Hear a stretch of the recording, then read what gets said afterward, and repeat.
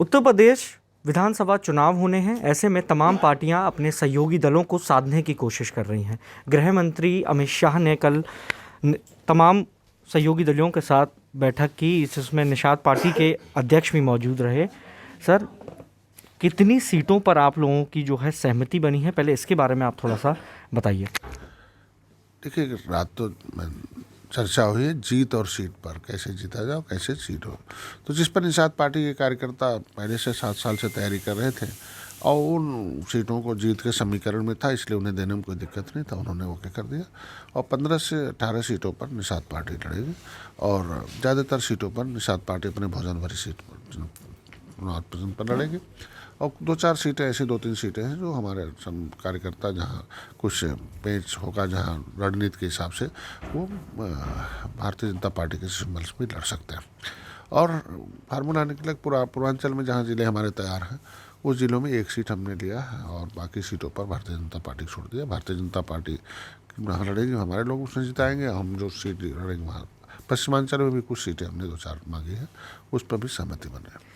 यानी जो 15 से 18 सीटों की आप बात कर रहे हैं, तो इस पर सिर्फ आप ही पार्टी के नेता लड़ेंगे या भाजपा के जो है नेतृत्व में भी कई लोग जो है उसमें भाजपा के उम्मीदवार भी इसमें शामिल होंगे? नहीं, हमारे सभी पहले से कार्यकर्ता उस सीटों पर, हमारे तो 24 सीट ऐसी थी जो मैंने हमारे कार्यकर्ता तैयार करते हैं। तो ऐसे जो है जहाँ हमारी जो कार्यकर्ता जीत सकते हैं, उन्हीं सीटों को हम लोगों ने लिया।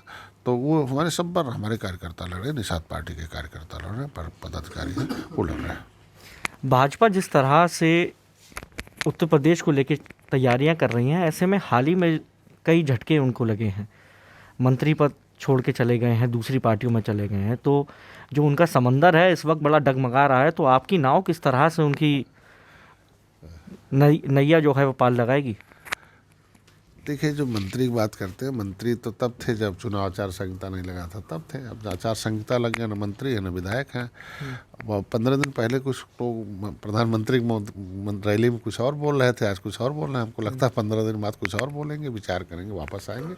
राह नैया पार की, तो पहले कभी हमारे नाव का नाविक कोई दूसरा हुआ करता था 70 साल से, तो हमारे समाज को डुबाता ही था और अपने समाज को डुबाता था। अब उस नाव का नाविक डॉक्टर संजय हो गए हैं और निश्चित रूप से कुशल नाविक जिस नाव पर होता है उसके कभी डूबने नहीं देता।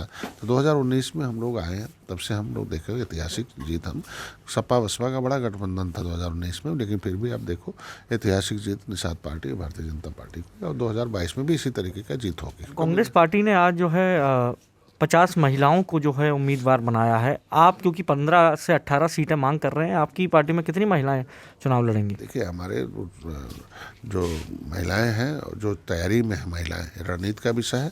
हमने पिछले बार भी लड़ाया था, इस बार जो जीत के समीकरण में महिला होगी निश्चित रूप से लड़ाएंगे। और भारतीय जनता पार्टी भी लड़ाती थी।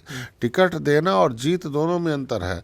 5 साल पहले टिकट देती प्रियंका जी आके महिलाओं को, तो जाना जाता कि उन्हें जिताने के लिए। आज तो टिकट देकर खाली बस राजनीतिक स्टंट है। हम कहते हैं कि 5 राज्य है, वहाँ महिलाओं के लिए क्या कानून बनवाया है? मैंने कहा वहाँ क्या उनका सिनेरियो महिलाओं के प्रति कुछ है, वहाँ बनवा दे तो यहाँ कुछ कहने की ज़रूरत नहीं पड़ेगी। वो 5 राज्य पहले अपने करके दिखा दे, निषादों के लिए, महिलाओं के लिए, ऑटोमेटिकली मांगना नहीं पड़ेगा, वोट उनको मिलता रहेगा। एक आखिरी सवाल, क्योंकि छोटे सहयोगी दलों को अखिलेश यादव भी साधने में लगे हुए हैं, आप देख ही रहे हैं, ऐसे में आपने उनका दामन क्यों नहीं पकड़ा? नहीं, उनके पास सहयोगी दल कौन है? अखिलेश एक दल है खाली, राजभर भाई 2019 में राजभर अलग से लड़े थे, क्या वोट बैंक है? कई जिले में उनका संगठन है।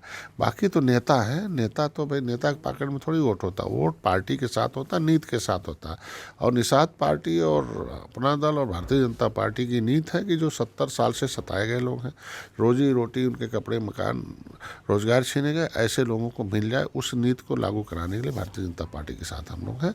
और भारतीय जनता पार्टी एनडीए है और एक वोट बैंक है, उसके सहारे कार्यकर्ता है, ट्रेंड कार्यकर्ता है। कार्यकर्ता भाजपा के पास है, निषाद पार्टी कार्यकर्ता वो ट्रांसफ़र कराता है और ऐसे कार्यकर्ता 2022 में जीत सुनिश्चित कराएंगे। तो मेरे साथ बातचीत करने के लिए मौजूद थे संजय निषाद, जिनका साफ तौर पर कहना है कि 2022 के विधानसभा चुनाव में जो तमाम कार्यकर्ता हैं वही इस पूरे प्रदेश में जीत सुनिश्चित कराएंगे। Mohammad Shoaib, INS TV, Delhi.